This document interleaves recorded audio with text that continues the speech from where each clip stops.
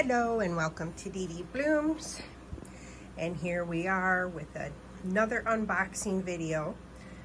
This unboxing is the orchids I recently ordered from Big Leaf Orchids. I've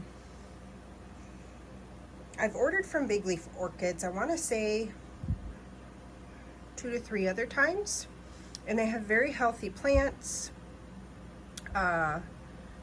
They have a good variety of different colored orchids. I typically get Phalaenopsis from them, and that's what I have today. I have 4 new Phalaenopsis orchids from them, and so let's dig on in. I've already sliced the box open, so just one moment. Okay, I had to set up my phone. There we go. Here's my packing slip. So Big Leaf Orchids is in South Lake, Texas. And so there's their address, bigleaforchids.com. And so let's dig in and take a look at, I've got the Phalaenopsis Jiaho Dance Girl Neon, the Mituo Star Spot 250511. Not sure what the numbering is about. The Sogo Vivien Blue crossed with, I forget what SWR is, Stuart, and then some numbering, and then the Phalaenopsis SWR Wild Champagne Cheers. I wonder if SWR must be someone who hybridizes. Like Norman's orchids, his usually start with NF for Norman Fang, but so let's see here what we've got. We've got some, what do you call this stuff? Soft, thin wrapping stuff. I think I'm just going to try to lift this whole thing out. There we go. Very nicely packed. I like this. And then we get to the bubble wrap and some pockets to pop. Well, that one didn't pop, but oh, there we go. That was a good pop. This one's just leaky. Okay. And I saved a lot of these. Actually, I have a whole storage bin full of them because a lot of times I use them as crocking in the bottom of my pots. So let's say I have an orchid that I'm repotting and I think the pot might be a little bit too big, or I just want an extra layer of airy drainage down below. I put these in the base of my potting, and then I'll usually put a layer of moss and my bark and perlite mix. So so I could use a bit more of this. So I'm gonna just swish all that to the side to save. There's another ear thing. See, they're all looking, their tail ends look great. We've got a whole bunch of cottony fluff in here to protect them. So the first one we have here is the Jiaho Dance Girl Neon. So, and I also keep this fluffy stuff too, because sometimes it can be used to line baskets. She looks very beautiful. She's got a nice new leaf coming in. Get her out of this sleeve here.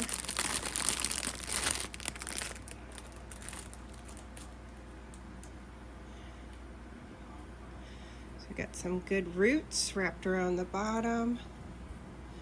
Yeah, she's looking great. Nice new, here's a new root tip, another new root tip. Her stem looks good. So the stem is this, and then her crown right here looks nice and healthy. I do not see a flower spike yet. That's okay. But this is a nice mature Phal. I bet you she'll be spiking in no time. And she has, I wonder, I believe she'll probably have the capability to spike in the summer too, depending on her heritage. But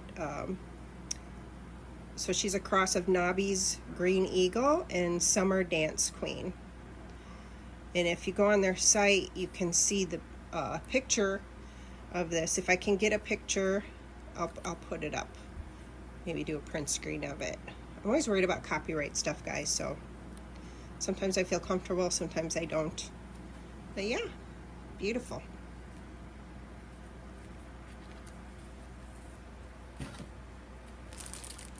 So this next one is going to be the Sogo Vivien Blue crossed with SWR Stuart. I'm being careful because there could be the potential for spikes. Oh, this one had a spike. So it's definitely blooming size.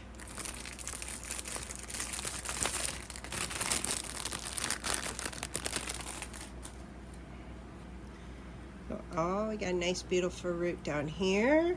A nice root tip. I don't see a ton of roots. I see more coming from the base.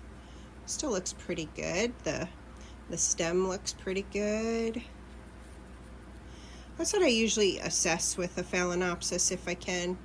Unlike the pity purchases I tell you about, sometimes it doesn't matter. I'm going to see if I can help them get healthy. But the leaves look in good condition. Let's look at the crown here. If you can get the light. The crown looks good. It's got maybe a little dirt or dust in there. That's not, those aren't bugs. Yeah, it's all just kind of falling out, the stuff that fell in there. Sometimes the moss dust just kind of flies everywhere and settles into all these nooks and crannies. No, this is great that she's already spiked. Just beautiful.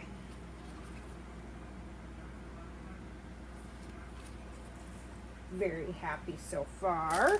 Shipment seems to have gone well. I don't know about you, but some shipments, they come in and they smell awful. Maybe they were shipped a little too damp, or they're so dehydrated because they were shipped a little too dry. It's safer to ship orchids drier, that's for sure. This one is that Wild Champagne Cheers, which is a cross between Corning's Violet and Tetraspis. And if you go on their site and look at this one, you guys will probably all want to order it because the flower looks amazing. I've never seen a flower like that.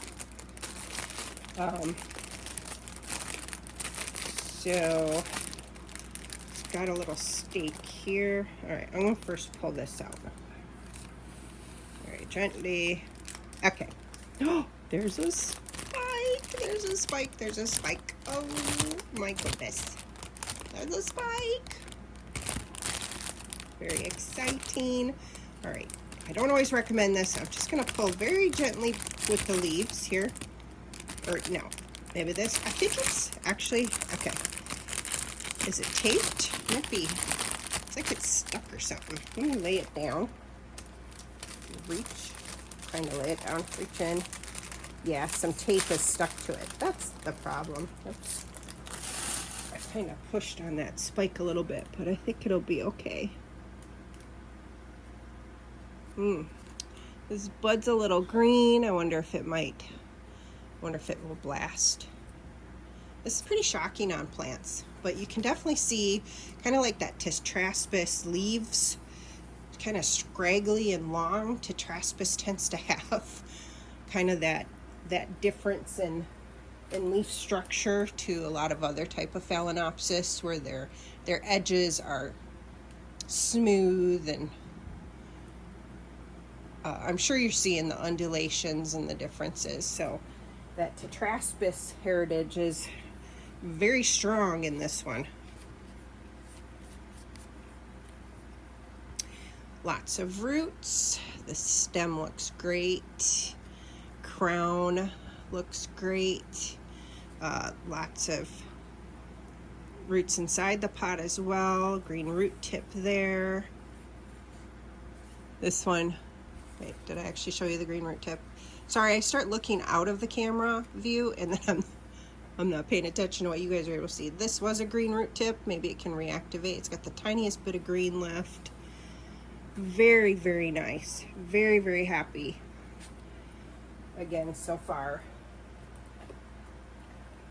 Always exciting to get an orchid with a spike.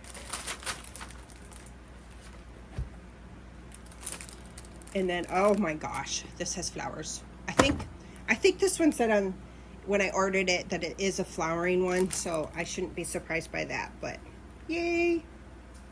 Oh, I hope they made it okay. Maybe I should try to pop it out of here first. That fuzz really protects a lot. I really appreciate the packaging. Very, very good packaging here. Oh my. The pictures, a lot of times when you're ordering, they just don't really do justice. It's hard to tell what you're really going to get, but this is beyond my expectations. Now, unfortunately, those fuzzies are going to kind of be dangling. Sorry. Be picking those off probably for some time. But I'm going to give some water to this. Beautiful spike. Beautiful, beautiful spike. Got 3 flowers going, possibly to develop more. The stem looks good. The crown looks good. Look on the other side. Stem still looks good. Lots of roots. That's a dead one, but looks thirsty compared to the other ones. So the roots are a bit dehydrated, so I'm going to plop this one right in my water that I have right below the camera here. So this one is a mix of Mal's Lovely Giant crossed with Mituo Golden Tiger crossed with Mituo Speciosa Dragon. Let's try to get a better view. Oh, sorry. Let's see if I can zoom this in. Look at that little purple lip sticking out with some yellow. I think they're a little tired from their journey, but that is gorgeous. There's that fuzzy stuff again. Gorgeous, gorgeous. This one is not seem as purple. Well, pull it down, it's a little more purple on the lip. With those spots. Very, very pretty. So pretty. It's the one that's hiding. What do you guys think of this one? Anybody got any favorites? I hope you're going on the website and taking a look at them. All of these just caught my attention. Something I really hadn't necessarily seen before, and I mean, there's so many different hybrids out there, right? And everybody has different preferences on what they really like, what they don't like. So it's all personal preference. But, and look at this one. Let me zoom out. Look at the leaf growth on this one. It is so cute. It's so rounded. Oh, it's so adorable. So again, just trying to give some comparison on Phalaenopsis leaves. See the difference? You know, this one's, I'm holding up here, is a little more pointy on the ends. And then let me grab that other one. Same with this one. It's more kind of goes elongated and pointy. Where this one's like rounder in the whole appearance. So cool. So cool. All those little nuances. I love it. Okay, so I'm going to plop it in the water just out of view.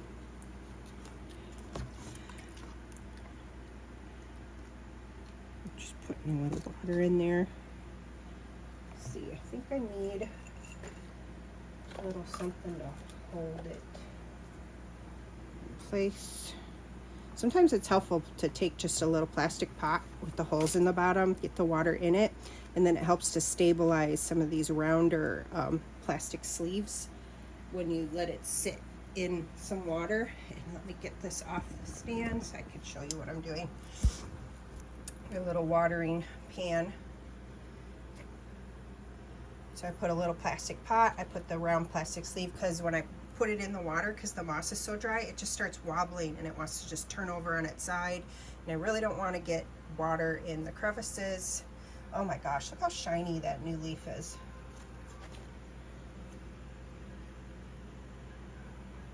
Beautiful. Very, very happy with this haul. So I got all of them here.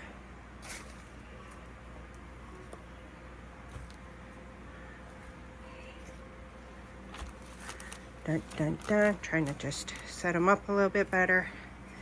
Them all here. Now you can really see, I think, them sitting on the table, the difference in the tetraspis leaves. It's pretty cool.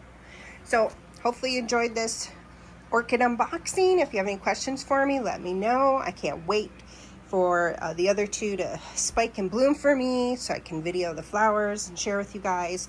And of course this one that's already in spike, I really hope it'll not abort everything and it'll develop buds and flower, because this one is, to me, it was just like a really unique looking flower. It's got like this wild strain look to the Phalaenopsis flower, and if you know the wild strain, the petals and sepals are more thinner and elongated and they end in quite a point. And then it's got these squiggly colorations and like a pinkish plum hue. It was just beautiful, the picture, which I'm sure doesn't do it justice compared to in person. But thanks for joining me. Give the video a thumbs up if you like the content, and I hope to see you in the next video. Have a great rest of your day.